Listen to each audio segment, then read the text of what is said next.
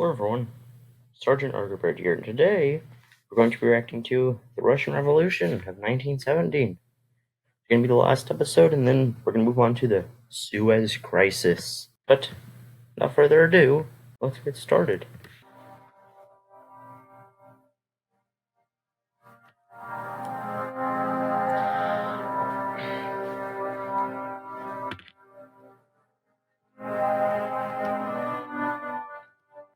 I shall never agree to a representative form of government because I consider it harmful to the people whom God has entrusted to my care.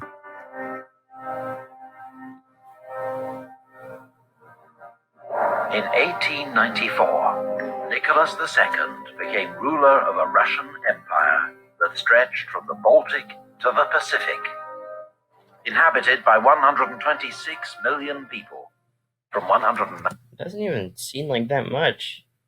Like, just the amount of land that they have, that seems like nothing. 4 ethnic groups. Like, I think maybe Germany's population would be half of that, like, in this time period. Like, that's just crazy. That is such a small population for such a large amount of land. It was a country in which workers and peasants lived in poverty and hardship, while Russia's elite, its imperial family and aristocracy, lived lives of gilded luxury.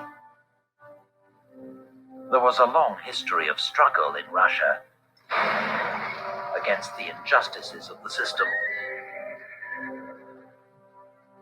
And in 1905, a revolution forced the Tsar to allow the creation of a state Duma, or National Assembly. That's nice of him. But its power was limited, and the compromise pleased neither the Tsar nor the reformers. What? That's not good. In 1914, this... Well, all that shows is, well, if it didn't please anyone, then all it showed is that the reformers, that the czars are willing to cede ground. So now it's basically, sure, the reformers didn't get what they want, but now they know that they can protest for this stuff and just get it. Divided empire was plunged into fresh crisis by World War. Oh no. What is all this talk about the people's confidence? About the people merit? War I was a disaster for Tsarist Russia. Yes. At the front, the country suffered a series of devastating defeats, while at home there were food shortages and economic chaos. The Tsar was held responsible for the crisis. After all, he was now the army's commander-in-chief, and he was standing in the way of government reform. His German-born wife, Empress Alexandra, was even thought to be supporting Germany. What? While the entire family was said to have fallen under the spell of a Siberian mystic and fake... Jeez, look at his face. ...healer, Grigory Rasputin. In December 1916, Rasputin was murdered by Russian aristocrats, possibly with the help of British secret agents, both groups determined to end his influence over the Tsar. But in the eyes of many, the damage had already been done.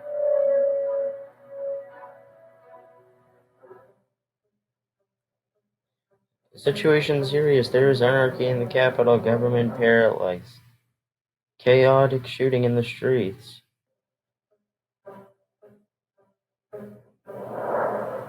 On the 23rd of February 1917, thousands of women took to the streets of the Russian capital, Petrograd, to mark International Women's Day and protest over bread shortages. The next day, they were joined on the streets by workers and students carrying placards that read, "Down with the Tsar." Troops ordered to put down the disorder mutinied and joined the protesters instead. What? Tsarist officials were arrested. Prisons and police stations were attacked. Emblems of Tsarist Oh my rule gosh. smashed and burned. Jeez, this is not The good. government had lost control of the capital. The Tsar was told by his ministers that order could only be restored and Russia saved from military defeat if he gave up power. So, on the 2nd of March, Nicholas agreed to abdicate. In just 10 days, 300 years of Romanov rule had come to an end. Oh gosh. The provisional government is not. Wait, why was he assassinated then? He gave up power. Come on. Well, I mean, I guess it's because they can't have it, so he can regain power or anything. Or maybe it's more. Maybe it's for morale. Maybe maybe they gain morale and their Tsarist enemies lose morale. The February Revolution had been remarkably swift and bloodless, and hopes were now high for the creation of a more democratic, more just Russian state. But that did not happen, obviously. Members of the State Duma, the national... Well, I guess it did happen eventually. Like, literally, 100 years later. National Assembly had formed a provisional government, which was to hold power... Not exactly 100 years, you know what I mean. Power until a constituent assembly was elected, to give Russia a new constitution. But in reality, the provisional government shared power with the Petrograd Soviet, a council elected by workers and soldiers that controlled the capital's troops, transport, and communications. The Petrograd Soviet, dominated by the Socialist Revolutionary Party and the Marxist Menshevik Party, was much more radical than the provisional government. Oh no. Yet it supported the government's decision to continue the war and honor the commitments that Russia had made to the Allies. It was a fateful decision that ultimately played into the hands of one of the smaller parties, the Bolsheviks. Oh no, the Bolsheviks, that's the communist people, oh gosh. Their leader, Vladimir Lenin, recently returned from 16 years in exile, bitterly opposed the imperialist war. He also demanded the immediate redistribution of land from rich landowners to peasants, and the transfer of power from the bourgeois provisional government to the people's soviets or councils that were springing up across Russia. The Bolshevik program was summed up in a simple slogan: bread, peace, and land. Well, bread and peace never came, obviously. And as Russia's economic and military crisis deepened, its appeal to the masses grew and grew.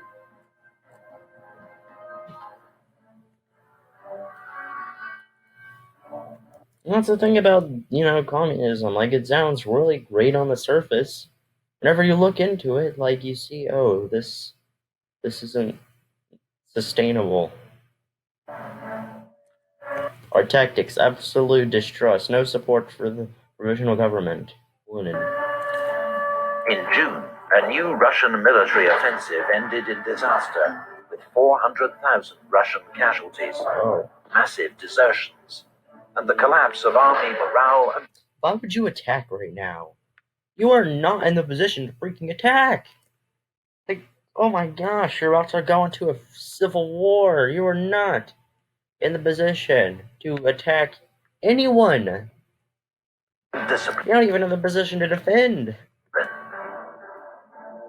In July, soldiers and sailors in Petrograd mutinied. They were joined in the streets by workers with Bolshevik support. But troops loyal to the provisional government opened fire on the protesters and dispersed the crowds. A police crackdown followed, leading to the arrest of several Bolshevik leaders, including Leon Trotsky, while Lenin, with the help of Joseph Stalin, fled to Finland. Wow, look at Joseph Stalin. He looks completely different. Traveling with forged papers under the name of Konstantin Ivanov. A socialist and stirring orator named Alexander Kerensky became Russia's new prime minister and was hailed as the man who would save Russia from anarchy. Huh. Well, good job. Hang the German supporters and spies with Lenin at their head and disperse the Soviet. General Kornilov. Whatever. The army's commander-in-chief, General Kornilov, believed Russia's war effort was being undermined by chaos at home and deliberately sabotaged by men like Lenin, whom he declared a German spy. That's so interesting. This is a very similar message. This is a very similar narrative to what the Germans had after World War One. That their own civilians, the Jews, they sabotaged the war effort. So in August, he ordered his men to march on Petrograd to restore order. Bolsheviks played a leading role in the city's defense against this attempted military coup. Oh. Their most brilliant organizer, Leon Trotsky, was released from prison and sent armed Bolshevik militias, the Red Guards, to defend key points in the city. Strikes by railway workers, many of them Bolshevik supporters, prevented Kornilov from moving his men by rail. Rude. And his soldiers began to switch sides, or simply go home. The Kornilov Affair cast the Bolsheviks as saviors of the revolution. And by the end of September, they'd gained a majority in the Petrograd Soviet. What? Oh my god, this is going very bad, very fast. Over, Lenin decided the time had come. What time? What time has come? He secretly returned from Finland to Petrograd and began preparing to seize power. Would be naive to wait for a formal majority for the Bolsheviks. It'd be naive to wait for a formal majority, quote unquote. What? No revolution ever waits for that. History will not forgive us if we do not assume power now. On the 25th of October, the Bolsheviks made their move. Jeez. Red Guards and loyal troops seized key points around the capital, and that night they stormed the Provisional Government's headquarters at the Winter Palace, an event later immortalized by Bolshevik propaganda and the great Soviet filmmaker Sergei Eisenstein. Wow. Kerensky fled the city at the last moment, narrowly avoiding capture. And the next day, at the Second All-Russian Congress of Soviets, Lenin announced the overthrow of the Provisional Government. Dang. If you're not ready to shoot a saboteur and a white guard, what sort of revolution? Well, no. What sort of revolution is that? Nothing but talk and a bowl of mush. A bowl of mush. Wow. The following months saw the Bolsheviks consolidate their hold on power, while fighting a brutal civil war against counter-revolutionary or White Russian forces who had foreign support. The Russian Civil War begins. Some whites hoped to put Tsar Nicholas back on the throne. What? After his abdication, Nicholas and his family had been held under guard at Tsarskoye Selo, outside Petrograd, where they occupied themselves with gardening and other diversions. In summer 1917... Doesn't seem like it's a time for gardening right now. Seems like it's a time for preparing. The family was sent to Tobolsk in Siberia, where they lived under house arrest in the governor's mansion. Dang. The following spring, the Bolsheviks had the family moved to Yekaterinburg. In July 1918, as white forces approached the city, Bolshevik soldiers gathered the whole family in a cellar. Oh no. The Tsar, his wife, their son Alexei, their 4 daughters, Olga, Tatiana, Maria, and Anastasia, as well as 4 servants, and executed them all. Jeez. Russia's civil war was one of the 20th century's most devastating events. Wow. An estimated 2 million soldiers lost their lives, 2 million? while a typhus epidemic and famine claimed the lives of a further 9 million civilians. What? By the end of 1921, the Bolsheviks had That's 11 million people. Oh my god. emerged victorious, and under Lenin. Remember, their population was like 126 million. And that is a lot taken away from them. Lenin's determined and uncompromising leadership set about building a new socialist order. The Soviet Union, created in 1922, emerged as a world superpower following the defeat of Nazi Germany in World War II. But it would always remain a single-party state, where all opposition or dissent was ruthlessly suppressed. Well, that's not completely true. At the very, at the very end of the Soviet Union, they were nicer. Those brief hopes for Russian democracy that flowered amid the euphoria of the February Revolution were extinguished by the Bolshevik October Revolution and put beyond reach for decades to come.